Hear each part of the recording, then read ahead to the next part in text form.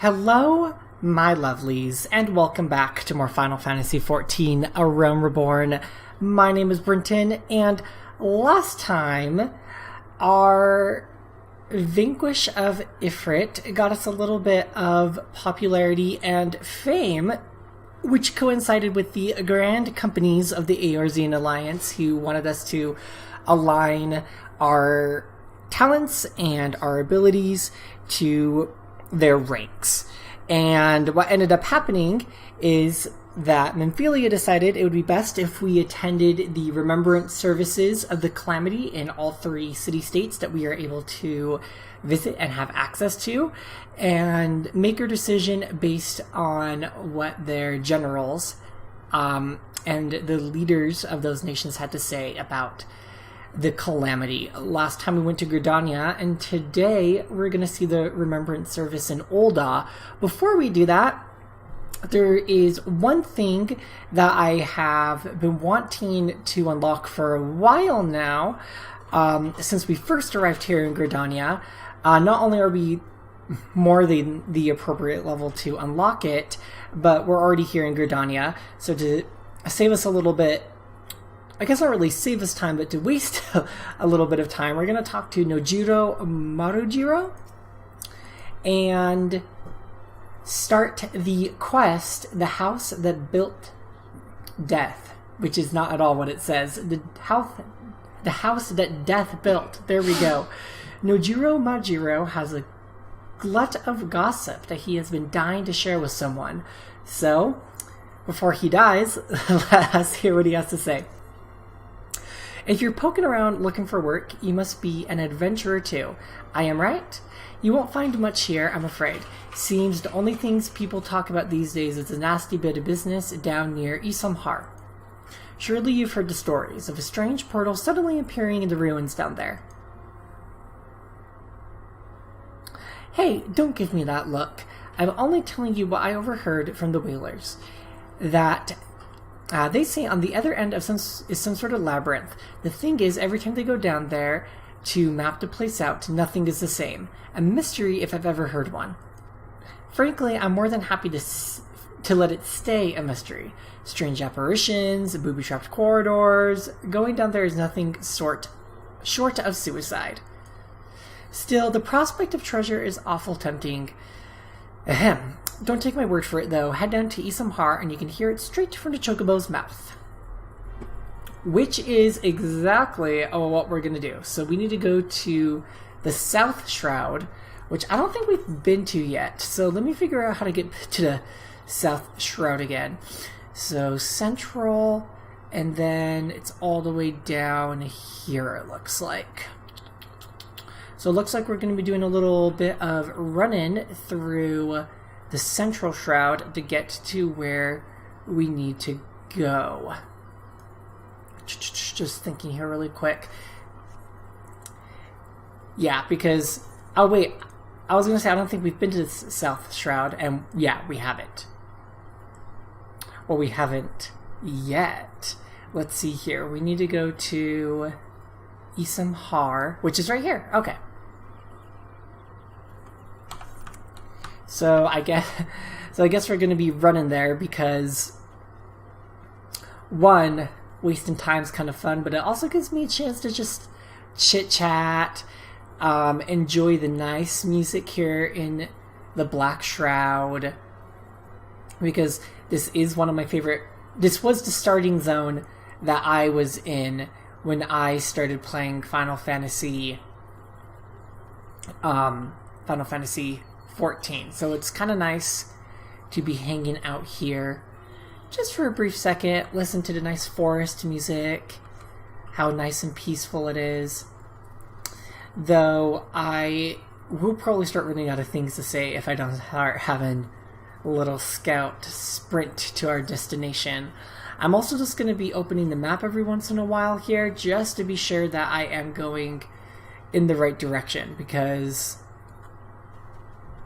it's been a while since I've properly explored some of these starting zones, and with the current content that I play in, I'm not really in this area all the time. So I want to make sure that I am going in the right direction, which I can already tell you. Oh, okay, phew. I was about to say, I think I'm already setting myself up for failure here. Do I need to go? Yeah, I'm going to go across the bridge. I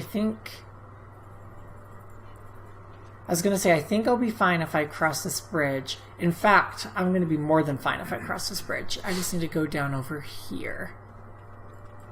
There we go. Okay.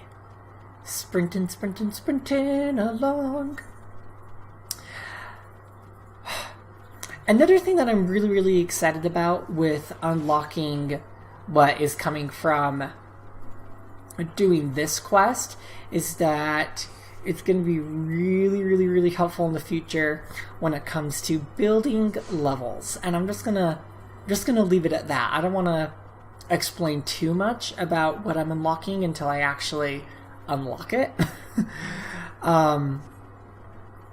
Because then I won't have anything to say by the time I actually get to it. But anywho, how was everybody's week? How's everybody doing? It's been a week now since E3, which is always kind of a sad time, I suppose. I really, really, really love E3. I like to compare E3 to a gamer's like pre-Christmas, because we get to hear all this exciting news, we get to see huge reveals, and a lot of times these games that are revealed may not come out immediately after E3, but for the most part they come out by the end of the year, so it gets me excited. So I get kind of sad after E3's done, because it's like, I gotta wait another year now. That's why it gives me the same emotions that I feel after Christmas is over. So here's to another great E3. Anyway, I stopped here really quick because I didn't want my E3 talk to interrupt our welcome into the South Shroud. Sweet. Oh wow, things are definitely a lot more stronger here. Anyway, we need to go to Isamhar. Oh yeah, I remember.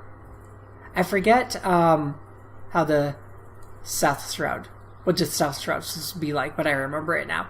Anywho, down to Isamhar we go to speak with the Wood Whaler Expeditionary to find what is going on with this strange labyrinth and kind of maybe investigate it for ourselves? Hint, hint, hint, wink. Anywho. Oh, cool. I can use my sprint again. Ooh, a cat trap. Might as well... Oh, crap. Are you two gonna...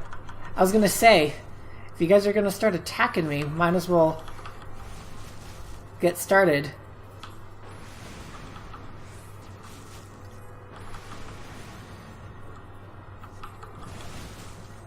Glad I saw this. We can get some...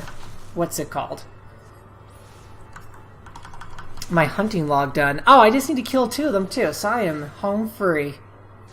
I'm gonna thunder you really quick, just so that my dot can start doing a little bit of work while I'm casting fire. Okay, sweet. Unexpected hunting log opportunity. Well, I'm super happy. Did not think that was going to pop up. Okay. I see who I need to speak with. And I randomly joined a fate. Anywho, let's speak with the Wood Whaler Expeditionary. I'm sorry, but I must insist that you, an adventurer and a rather seasoned-looking one besides... Oh, on the off chance you're not simply here to gawp, perhaps you can lend us a hand? You see, despite the fervent protestations of these duskwights over there, we cannot prevent civilians within the ruins at this time. Capable men and women like you, on the other hand, are more than welcome. That is, if you've got the stones for it. Pray seek out the others stationed at Quarry Mill. They can appraise you of the details. which is perfect because there is an aetherite crystal at the quarry mill, so we can go ahead and get that. Oops, nope, I want to go this way. Attuned to ourselves, so that way we can come back to this area whenever we so please. And then we'll eventually get the other one there down south when it is an appropriate time to do so. I'm not too worried about it right now. Simply because that's not what my objective right here, right now is. Anywho, I can see the quarry mill in the distance and the aetherite crystal, so that's kind of nice. Additionally, that wood whaler over there didn't really give us a whole lot of information into what's going on in the quarry, not the quarry mill, and that labyrinth. He just kind of ushered us to somebody else, but that's fine. Maybe this next gentleman in here will give us a little more insight as to what is going on. As you can see, we're not the only person here who is curious as to what's happening. Oh, he's a captain. That makes more sense. Well met, adventurer. I take it you have come to learn more of the recent happenings at Isamhar. The site is of interesting owing to the Gilmoran ruins. Gilmora being an underground city which predates Gridania, in case you were unaware. Any road, a few days past we received reports of several anthropogeographers that a magical gateway of some sort had appeared in the ruins, and that all manner of creatures were coming and going through it. My men and I were among the first to examine it, and well, it's hard to explain. We crossed the threshold into a set of corridors we'd never seen before, and then suddenly each and every one of us was filled with an inexplicable sense of dread. It was all I could do to take even a single step. According to Eunikator, who accompanied us, the ruins are awarded with powerful magics that sap the spirits and aether of all who enter, rendering them easy prey for the creatures within. Thankfully, he managed to devise a solution: aetherpool arms and armor, which safeguard the channel of wielders' energies that they might withstand the ruins' magics. Unfortunately, it does little to prevent us from losing our way, though it beggars belief every time we have dared to venture into the ruins, we have found the path to be changed. We suspect this too may be the work of an unfathomably powerful mage. Needless to say, something strange is afoot, and traditional tactics are not like to suffice. Even experienced adventurers will need to proceed with caution. In any event, if you believe you have what it takes to brave the ruins and discover what secrets lie in its deepest depths, you need but say the word. And complete.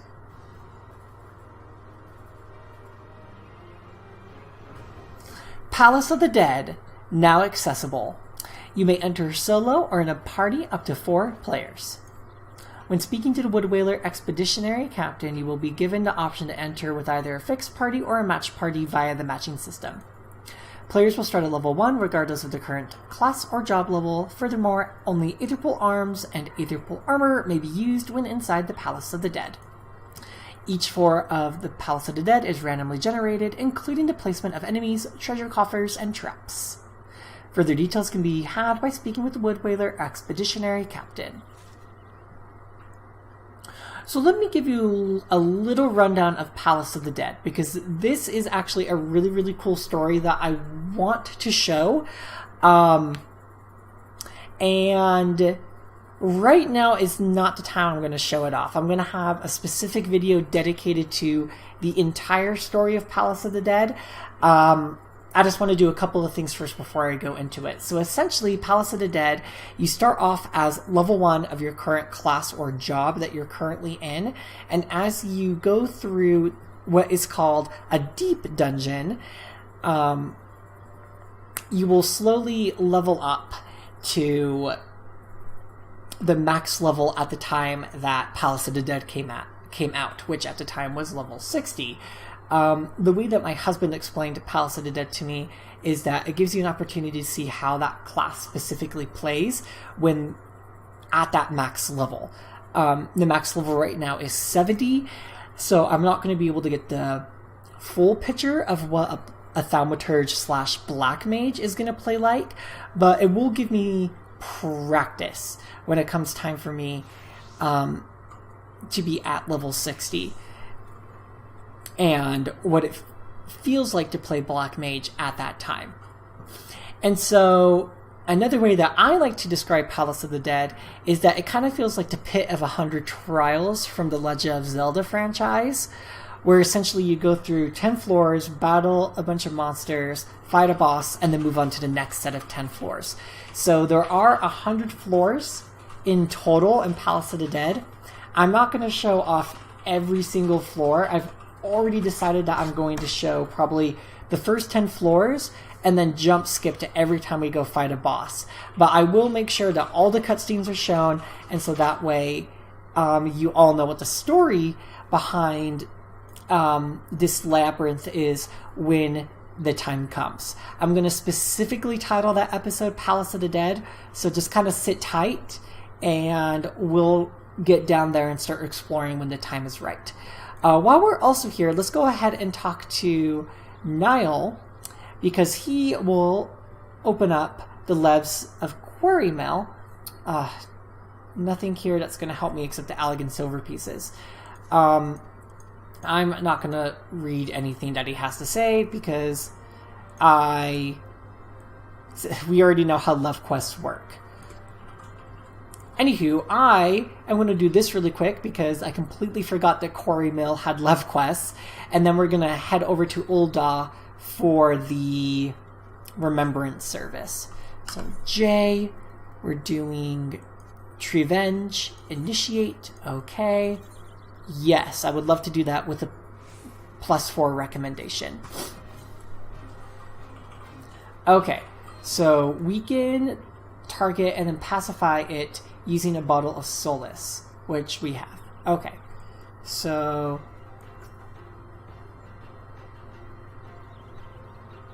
who am I supposed to? Angered Elm. Okay, these guys are just in the way, so I'm just going to... Yeah, I'm just going to get rid of these poachers so they're not annoying me while I'm trying to help this elm. No. You want some of me? You can have it. I'm just gonna take you out. Oh, you slowed me? Rude. Oh, the slow went away. Well, I guess it wasn't really that slowed anyway. Okay. So I need to weaken the Angered Elm and then pacify it with the Solace.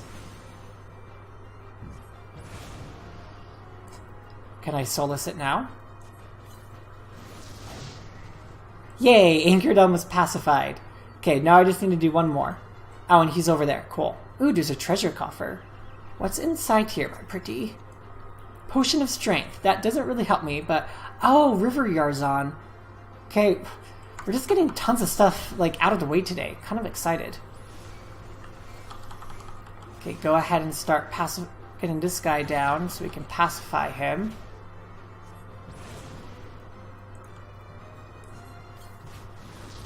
Yay, there we go. Nope, I am not going to take the teleport to Quarrymail because I'm literally just around the corner. I actually want to take care of these guys while I'm here.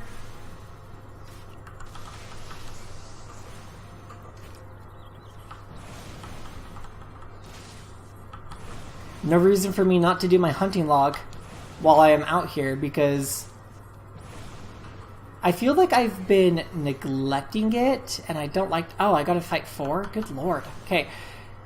I feel like I've been neglecting the hunting log, but the thing is, like I said, once you get to rank 3, they're a little bit more scattered, and I'd rather just do them when we're in that area, hence why I'm doing them right now.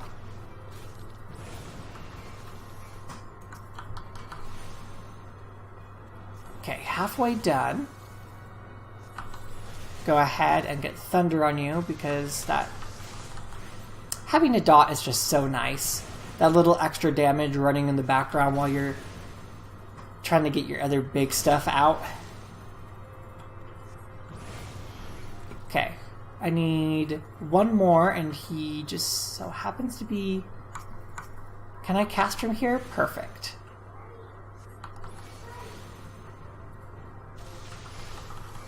Okay, cool. So while he's running over here, I'm just going to start attacking him. Oh, sweet. That was a hard hit. There we go. And I hit level 25. Oh my gosh. Now we can do the next quest in the Thaumaturge class quests. We're not going to do it right now because I'm going to turn in my I'm going to turn in everything here to Nile, attune myself to the Aetherite Crystal, and head over to Ul'dah. Complete. And yes, I know. Alec and Silver Piece complete. And now the Quarry Mill love quests have been unlocked.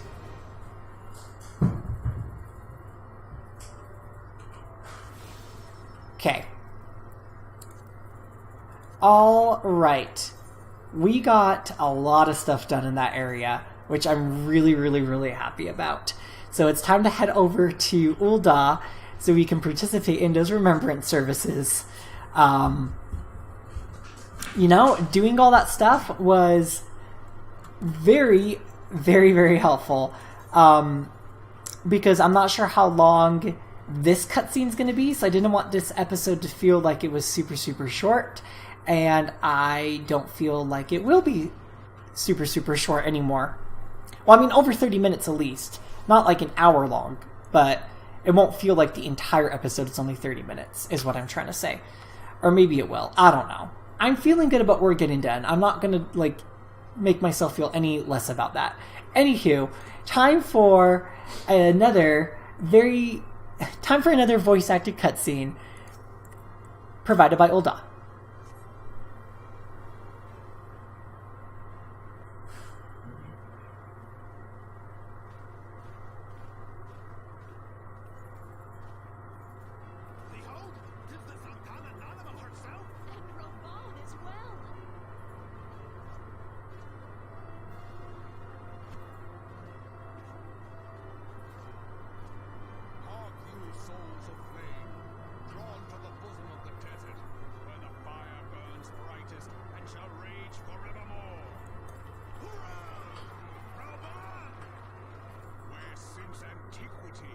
Under the sage and judicious rule of the Ul'dah dynasty, we have brought sand into gold, whereby the grace and glory of Ul'dah have our brave sons and daughters ruled and prospered.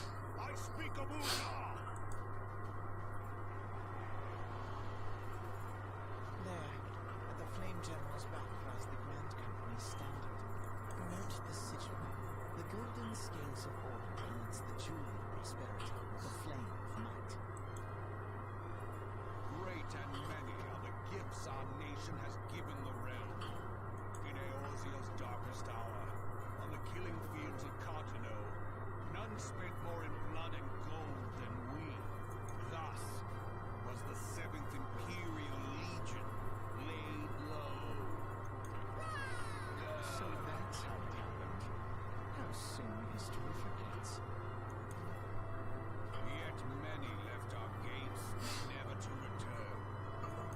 Let us pray for our absent brothers and sisters, that they might know happiness in the great beyond, as Paul's honored guests. If the fates were fair, the price we paid that day would have bought us victory. Alas, they are not. And now, 5 years into this 7th Umbral era, the spirit of sacrifice which granted us our strength is all but dead. Look around you. What do you see? A people divided, downtrodden, and enthralled. Where are the merciful alms of the rich? Where is the just steel of the righteous? I ask you, is this the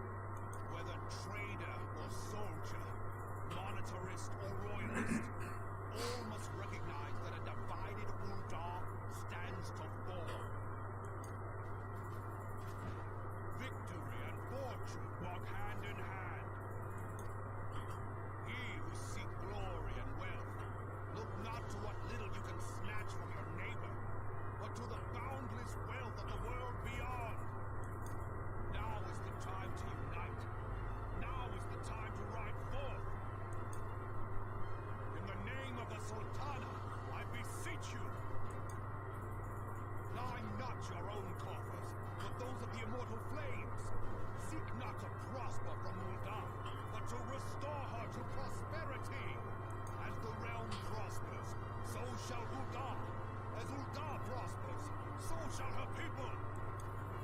Now for Ul'dah! Together we are one.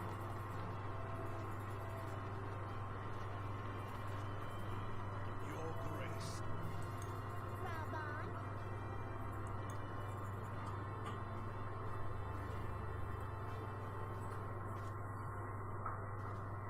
People of Ul'dah, I, Nanimo, 17th in the line of Ul, address you. Much has been made of the wealth of Ul'dah. Yet those who measure that wealth in coins and carats are gravely deceived.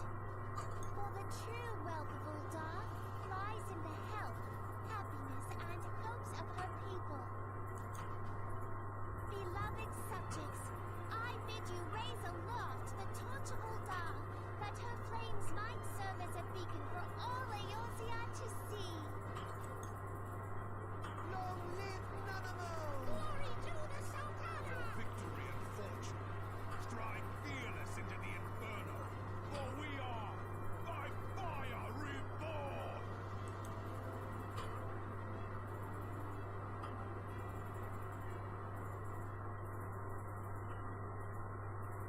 Forsooth. The time is now! I fancy meeting you again.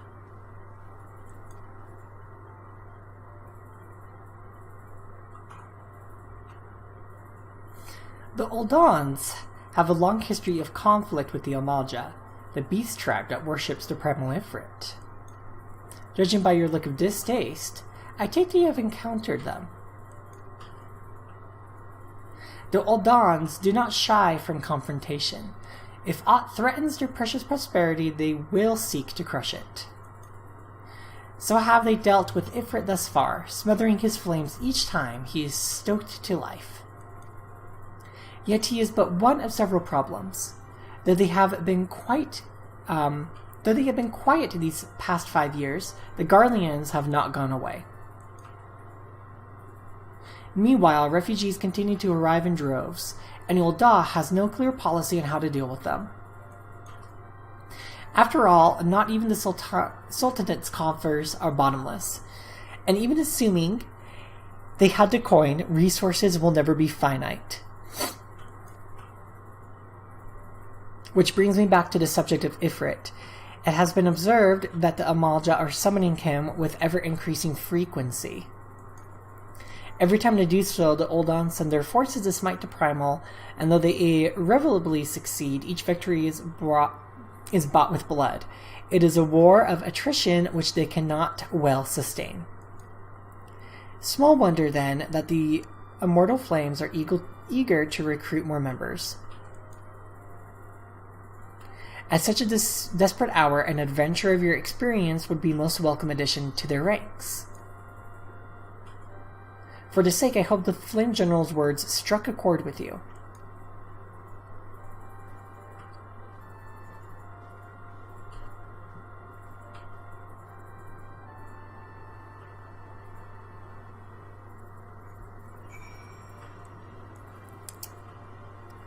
Alright then. Well, unintentionally, this video is about a half hour long. Oh man. I did not mean to do that on purpose in the slightest. However, this is where I'll be ending this episode of Final Fantasy XIV. Sorry, just having a quick stretch. Because what I would like to do next, I am going to save in a new episode for you all before we head off to Limsa Lominsa to watch the remembrance services at the stateroom. But before we go, I find it interesting that Alphino and Alize seeming to show up a lot more wherever we're going ever since we started to become a little bit more famous and started to get our name out there a little bit more. Just an interesting little observation I'm making there. Anywho, my lovelies, thank you so much for watching this episode of Final Fantasy XIV: A Realm Reborn. If you liked it, be sure to give it a thumbs up and to subscribe for next week's episode. I promise you, after the Remembrance service at Limsa Lomenza. We're going to get the story moving a lot more. Plus, we now have our level 25 quest as a thaumaturge, and we also have Palace of the Dead that we get to experience as well in its own video. Anywho, thank you again so much for watching. My name is Brenton, and I'll catch you all next week for more Final Fantasy XIV, A Realm Reborn. And I will see you all then. Bye!